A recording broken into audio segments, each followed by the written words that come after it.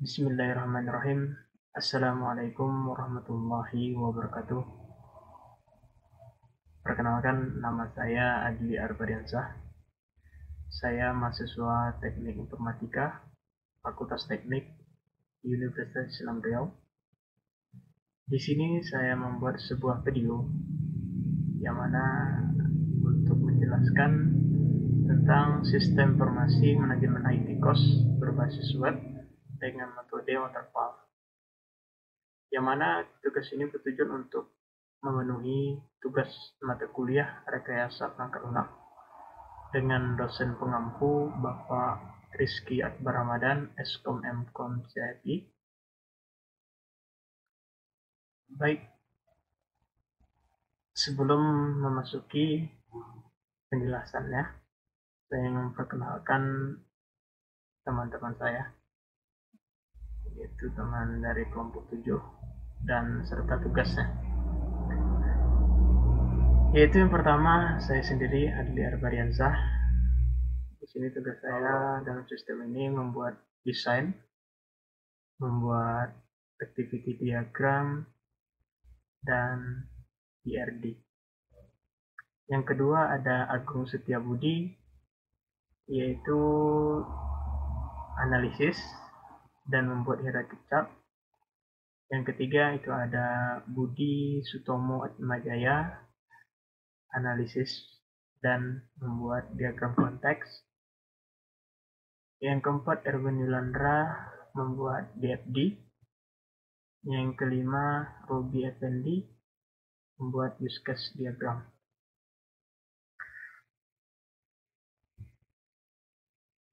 Baik, kita masuk ke pertama, yaitu pendahuluan. Penerapan penggunaan sistem informasi bisa dimanfaatkan dengan baik melalui banyak hal.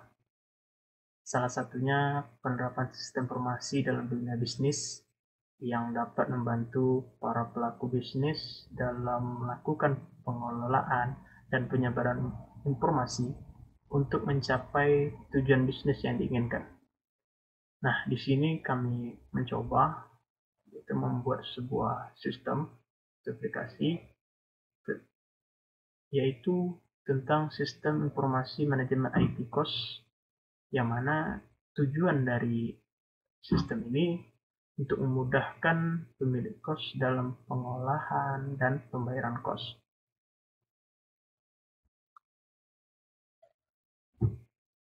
Nah, dalam perancangan ini kami menggunakan metode waterfall, yaitu yang pertama ada request analysis, nanti ada desain ya, desain sudah, development, testing, dan maintenance.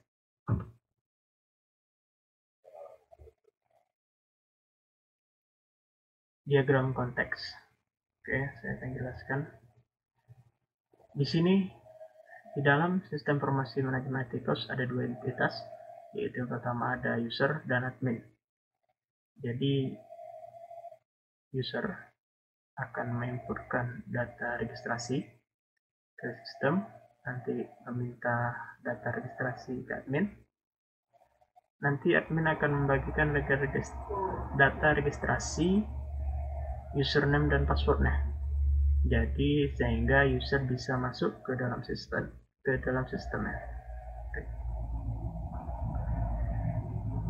Lanjut, ini hierarchy chart dari tampilan admin, yaitu yang pertama sistem informasi manajemen IT cost sebagai sistemnya. Subsistem level satunya yaitu yang pertama ada dashboard, data kamar, data penghuni, data tagihan, pembayaran lunas, penggunaan sistem, dan logout. Di subsistem level 2 itu dalam data kamar itu ada tambah, ada edit, ada hapus. Di data penghuni itu ada juga tambah, edit, dan hapus. Di data tagihan ada tambah dan tagihan. Penggunaan sistem ada tambah.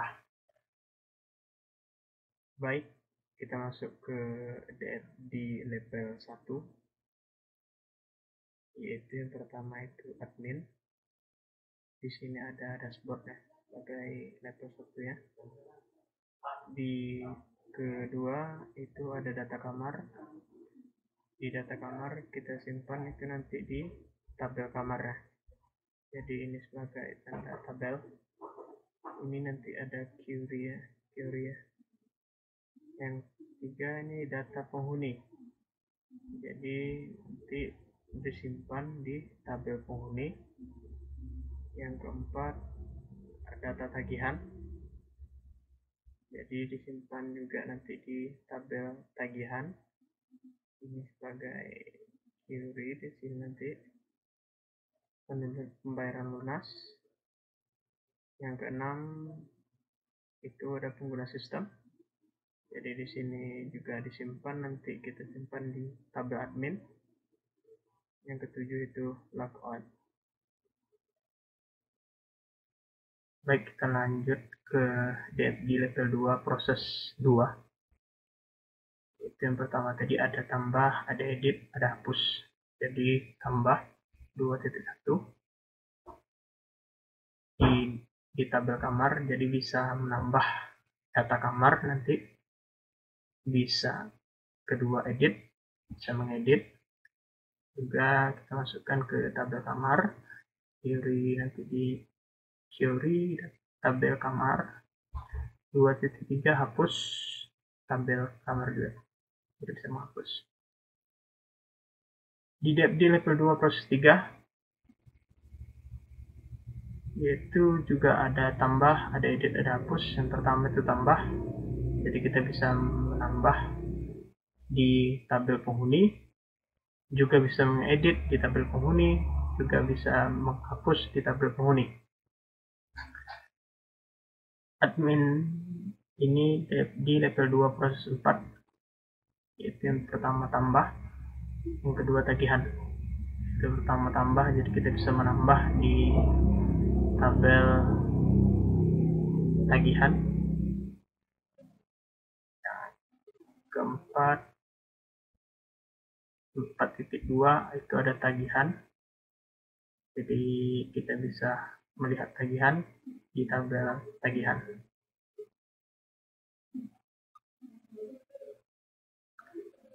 Nah, yang terakhir ada di level 2 proses 6 admin. Di sini hanya satu, itu tambah. Jadi kita bisa menambahkan admin di tabel admin. Nah, ini adalah hierarchy chart dari tampilan user, yaitu pertama sistem informasi manajemen ITKOS sebagai sistem. Di subsistem level satunya itu ada yang pertama ada dashboard, data tagihan, logout. Jadi di dashboardnya ada belum bayar dan lunas. Di dua data tagihannya itu ada riwayat. Di logoutnya ada login dan sign up. Nah, ini di level satunya, yaitu user. Di dashboard, data tagihan, kita akan membuat di tabel tagihan juga. Di logout itu di tabel penghuni. User, riwayat, jadi ada riwayat pembayaran sini, yang mana diambil dari tabel tagihan. User, jadi di sini ada login dan hang up kalau jika belum memiliki data. Nah, kalau sudah, kita bisa login. Itu kita ambil dari tabel penghuni. Jika belum, itu nanti akan masuk ke tabel registrasi. Jadi kita mengisi data registrasinya.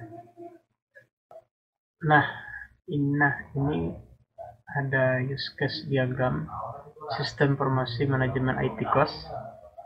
Jadi user ini masuk ke bisa ke home, user nanti registrasi ya, register, user melihat tagihan kos. Jadi seorang admin bisa ke home, bisa ke tagihan kos, dan admin juga kelola data kamar. Pertama itu tambah, ubah, hapus, dan cari. Dan admin juga kelola data penghuni, yaitu pertama tambah data penghuni, ubah data penghuni, hapus, dan cari. Dan juga kelola data tagihan. Buat data tagihan, lihat tagihan, bayar, dan WA. Oke, lanjut. Nah, ini adalah activity diagram sistem informasi manajemen IT cost.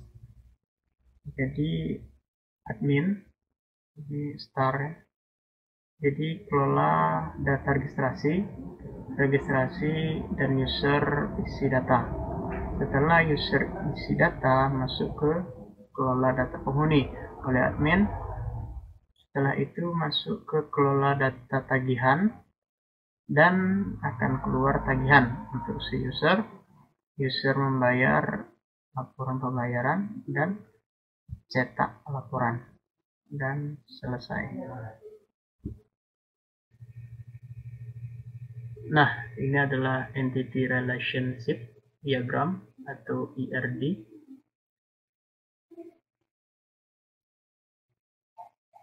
Jadi cara membacanya seperti ini. Di tabel penghuni itu ada ID penghuni. Di tabel kamar primary key-nya ada ID kamar. Tabel penghuni tadi primary key-nya itu ID penghuni. Di tabel admin primary key-nya ID. Di tagihan itu primary key-nya ID juga. Tabel bulan itu ID juga, ID bulan. Tampil registrasi itu nama.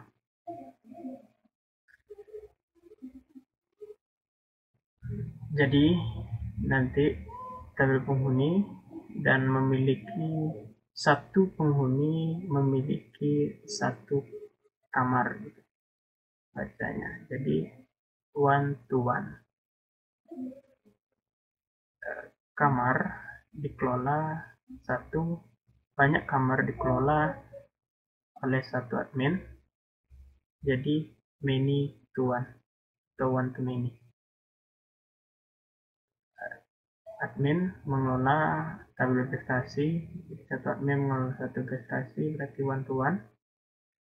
Admin membuat banyak data tagihan one to many.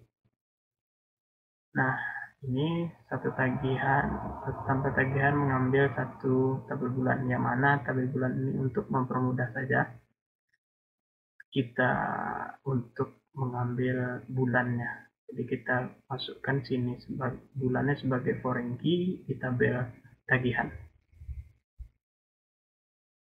Nah, kita masuk ke tampilan. Ini adalah tampilan admin atau tampilan awal dari adminnya, home. Nanti kita jadi bisa masukkan username, passwordnya apa, nanti akan login administrator.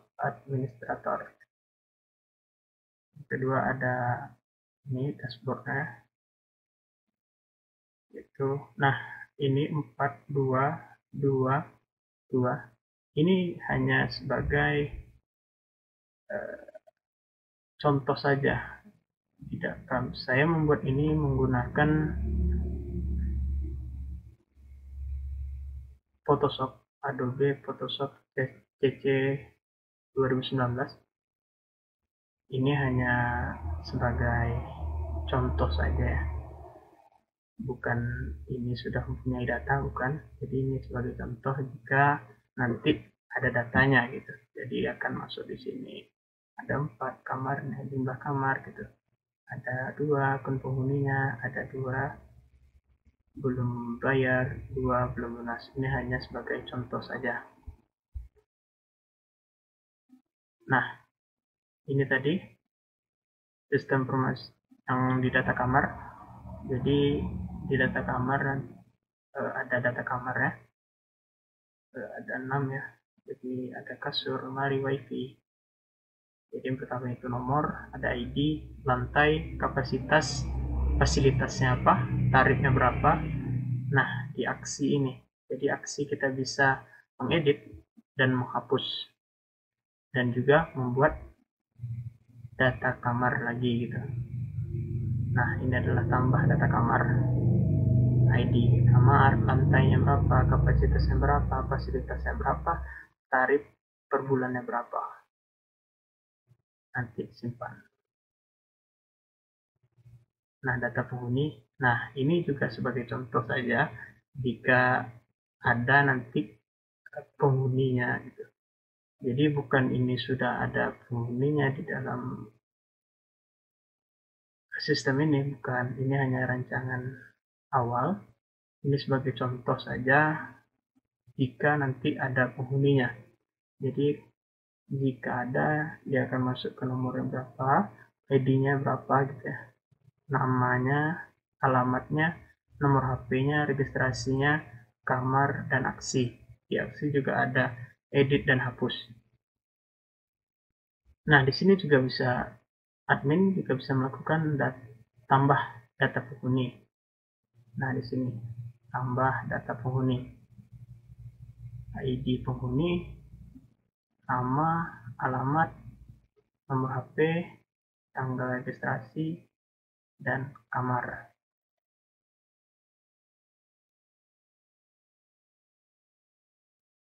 Nah, di sini ada buat tagihan ya. Buat tagihan bulannya berapa. Nah, inilah tujuan dari tabel bulan tadi. Jadi kalau kita nanti klik itu ada langsung ada bulannya gitu dan tahunnya. Bisa juga admin bisa juga membuat data buat tagihan. Nah, di sini bulan. Jadi jika ada datanya nanti akan seperti ini. Ini hanya sebagai contoh saja.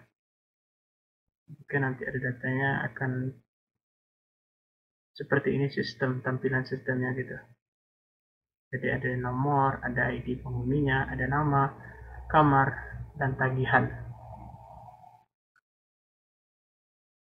Nah, ini di data tagihan itu ada nomor, ada ID, ada nama, ada tagihan, ada status.